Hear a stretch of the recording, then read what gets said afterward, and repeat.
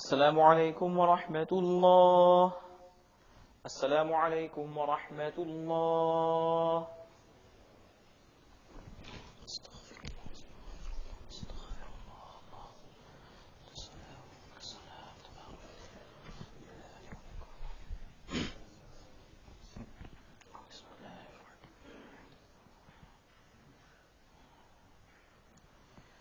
بسم الله الرحمن الرحيم. الحمد لله والصلاة والسلام على رسول الله وعلى آله وصحبه ومن والاه. أما بعد، أعوذ بالله من الشيطان الرجيم. بسم الله الرحمن الرحيم. وأن المساجد لله فلا تدعوا مع الله أحدا. صدق الله العظيم. First we begin by praising Allah subhanahu wa ta'ala and seeking Allah's blessings upon Rasulullah sallallahu alayhi wa sallam and all the believers, and we pray that Allah accepts our forgives us for our shortcomings. We're very blessed that we have such a beautiful facility to pray our salah, and alhamdulillah, within the last decade or so we've seen the growth of many masajid within this area, and we're very blessed that we have the ability, the financial capacity and the willingness to give in this community, that Allah subhanahu wa ta'ala has blessed us and given us the tawfiq to build these masajid. Now the reality is that every single masjid belongs to Allah. So the entire community is one. The Epic community is not a separate one. IACC is not a separate one. Frisco. I know that we have in our bylaws, in our constitutions, memberships for voting purposes and election purposes, and sometimes that causes an uproar every 2 years in every single masjid. But the reality is that the masajid belongs to Allah, not one person, not one individual, and they are all for Allah subhanahu wa ta'ala, and we are one community and one ummah. And that feeling, mashallah, that exists within this community and this area is the reason why we are seeing the growth of masajid. When we go across the country and we see different communities, you won't find 10 or 5 or 10 masajid being built at such a rapid speed in one city. In fact, it takes some communities many years to raise funds and build their masjid. So alhamdulillah, this community in general has been blessed. The reality is that not all the masajid within the Dallas-Fort Worth Metroplex enjoy the same privilege. We can say that alhamdulillah, we lived in privileged towns with privileged masajid as well.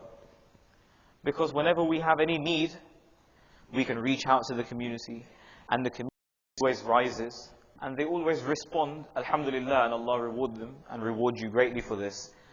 But then we have a masjid in downtown, and that masjid is probably the first masjid that was established in this part of the country. When we speak about the first masjid in this area, we generally speak about the Richardson Masjid IAMC, and may Allah reward the pioneers of that masjid because of the instrumental work that they've done. We have to recognize the greatness and the contributions of people. Imam Yusuf, may Allah bless him, may Allah bless him for all of his hard work and his contributions that we see the fruits of today, alhamdulillah. But in downtown there is also a masjid known as Masjid Islam that has made a really big impact in the lives of many people that we're unaware of. Now, the productivity of a masjid can be gauged in different ways. And we tend to gauge the success of a masjid and its productivity through the attendance, perhaps, how many children graduate from Hifz, or how many children are attending the Sunday school, educational classes taking place. And all of these matters are really important for us to gauge productivity and whether our vision for the masjid is moving forward. But there are also some masajid that are focused on serving people, serving humanity, serving community. And service is a very important component of a masjid. I remember when we were here a few years ago, we emphasized this important aspect, and alhamdulillah, IACC is one of those masajid in the Metroplex that is really instrumental in service work.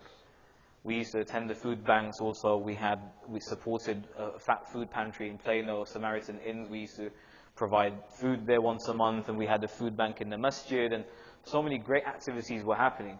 Now, Masjid Islam in downtown is feeding about 200 people every week. I don't think there's another masjid like that in this area that feeds 200 people food every week. We're talking about people that are not necessarily privileged, not like our Ramadan iftars, mashallah. Right? Because we feed privileged people iftar in Ramadan. Let's be honest. Allah reward us for our good intentions, but we feed privileged people iftar.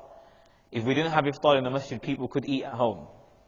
But there's also the community aspect, and it's nice for brothers of the community, sisters in the community to break bread together. It builds love. It definitely creates a strong bond. But in this part of town, downtown Dallas, Masjid al-Islam is feeding people that are needy on a weekly basis, approximately 150 to 200 people. They're also hosting the Humanitarian Day. Dallas as a community should really concentrate very heavily on this service aspect because the potential is there.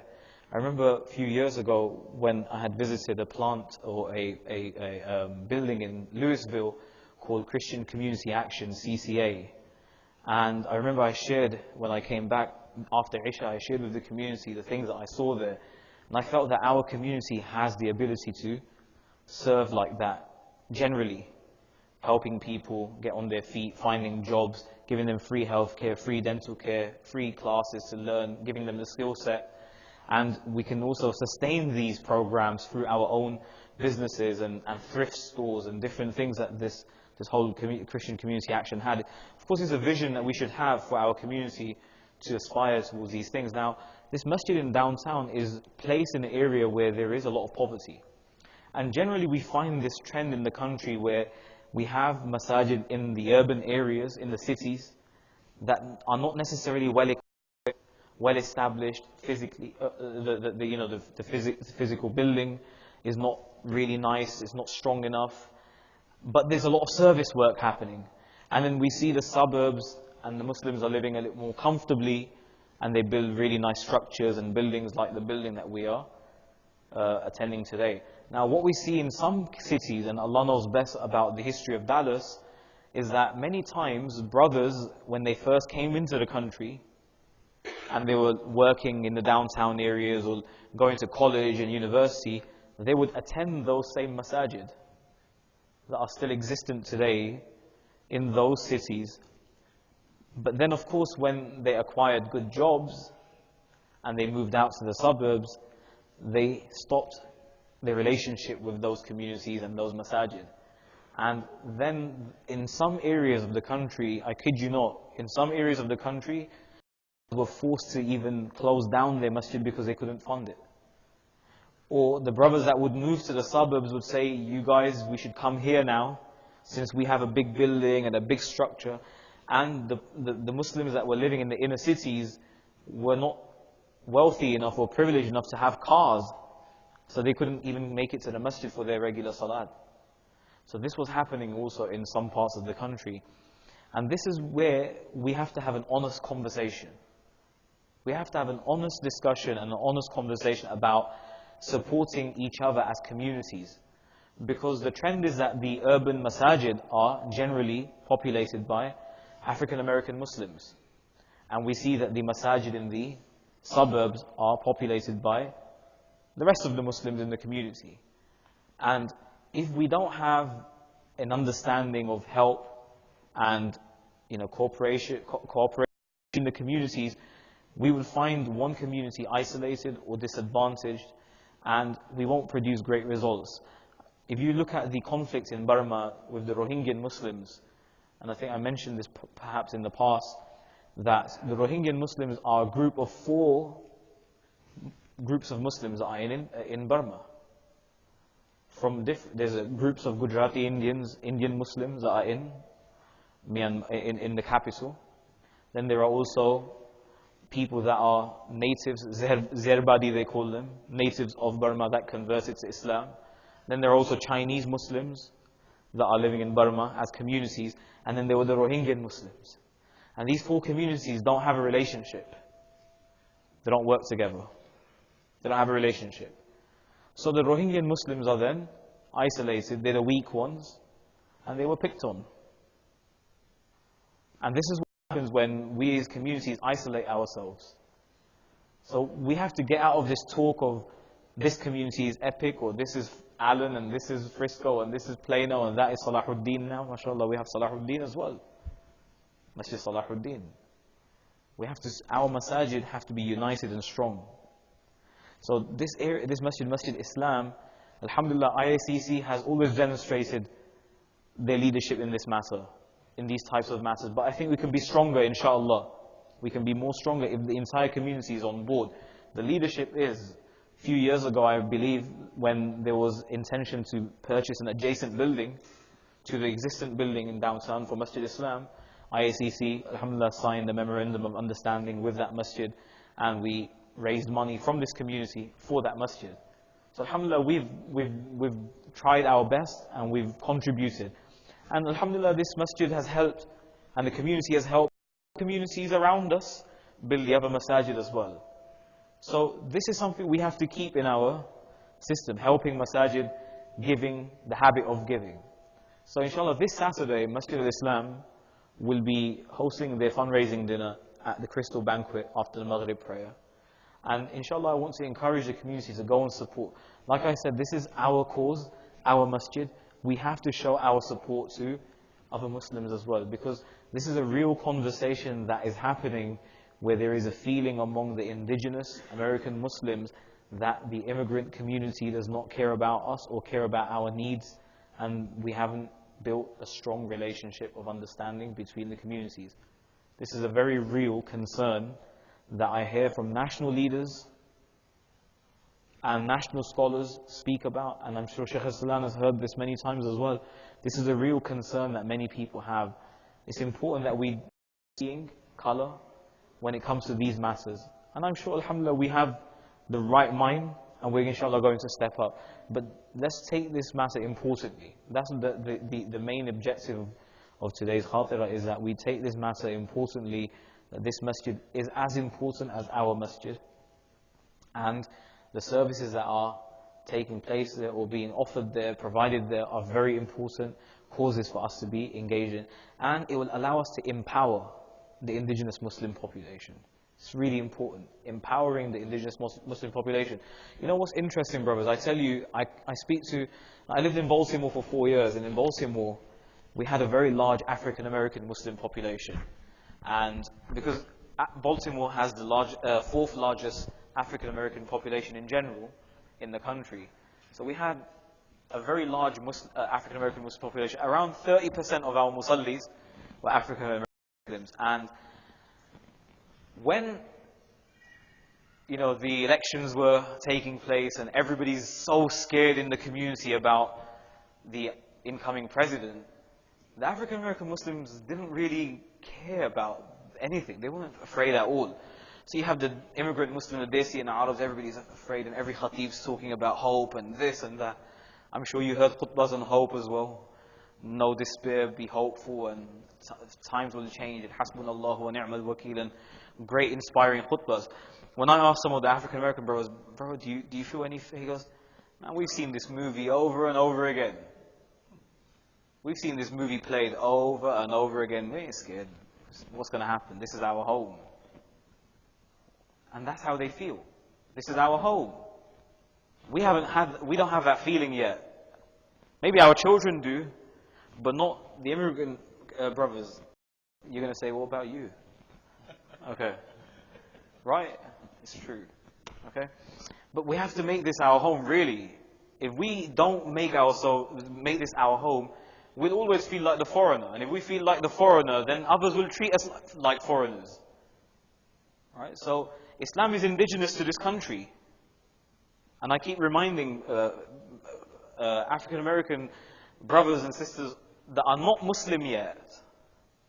I remind them that Islam is indigenous to you. You came here, and I'm sure perhaps your forefathers might have been Muslim. Perhaps your forefathers might have been Muslim. You don't know that. And that's why there is a soft spot in many of their hearts towards Islam. If our relationship is strong, our da'wah is strong, and we can build relations with people, we can really inspire people towards Islam. Our relationship, akhlaq, is going to be the main thing moving forward. Solution, akhlaq is the solution right now. When we speak about darul da'wah, the world being a darul da'wah, if we really want to bring people's hearts towards Islam, we have to display it. But going back to the point I was making, empowering communities. Because this community is an advocate for us as a minority.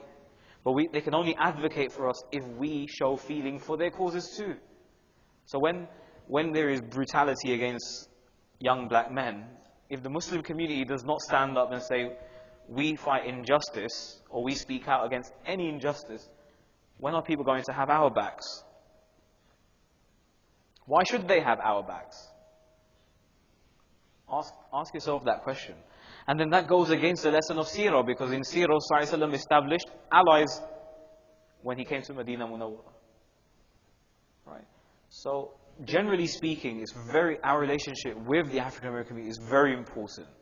And especially with the Muslim community among them, our relationship is very, very important. So we have to focus and look at it from this angle. It's not just another masjid. It's a very important masjid. It's in downtown. It's serving a lot of people. People knock on people come from, people are released from prison and they heard about Islam. They have soft hearts. They come back into these areas. There's no support structure for them. How are they going to stay on the deen? How are they going to really improve, reform, rectify their lives? So many good things can happen from these. In our masajid, we don't get half the types of people knocking on the door. We don't face those issues. But when you speak to imams that are in those areas downtown, the types of people that knock on the door, that seek help, right, it's very different from what we face in our masajid here. So lots of good work can happen from this. Inshallah, I want to encourage the community to take this masjid, try and attend the fundraising dinner on Saturday. Wa akhiru da'wana alhamdulillahi rabbil alamin. Jazakallahu khairan.